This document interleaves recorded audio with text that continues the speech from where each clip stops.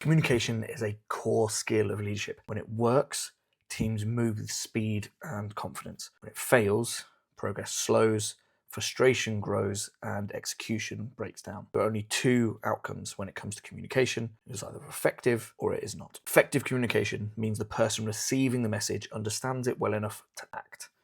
Ineffective communication means they do not. Intent does not matter. Effort does not matter. Only understanding matters. This is why communication matters so much. If people do not understand, they cannot execute.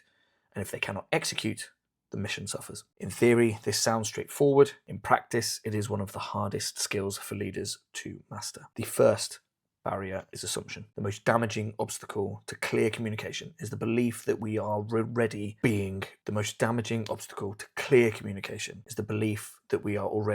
being understood. When we assume our words have landed exactly as intended, we stop checking for alignment. When someone misunderstands, our instinct is to feel irritation rather than curiosity. We think they are not listening. We think they should have paid more attention. We think the problem sits with them. Reaction is driven by ego.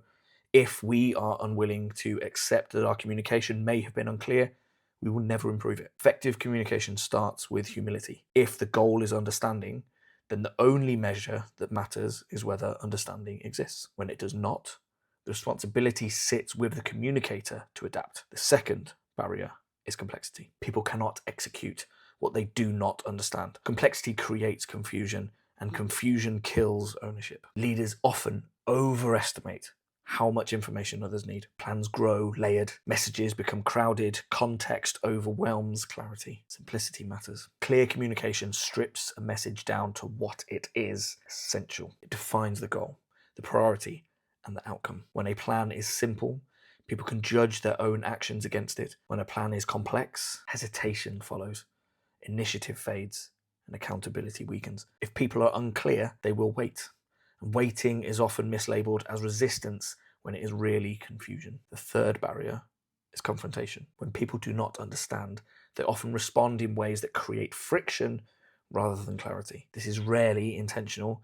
It is usually frustration expressed too directly. Statements that challenge rather than inquire tend to put others on the defensive. Once defensiveness appears, learning stops. A better approach is curiosity. Questions invite explanation, and they keep the conversation open.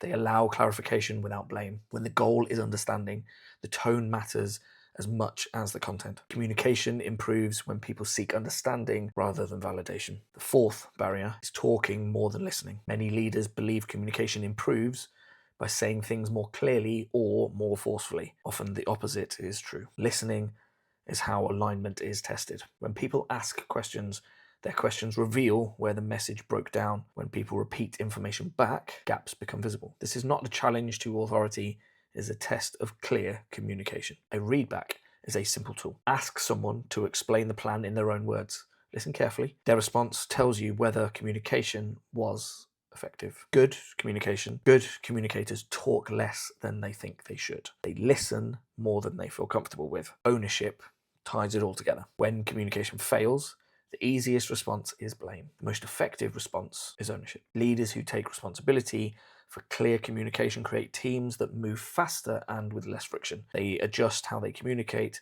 they simplify, they ask better questions. They listen without defensiveness. Knowing the barriers to communication changes nothing on its own. Improvement comes from daily discipline, from noticing misunderstandings and correcting course correcting without ego. Clear communication is not a talent, it is a practice.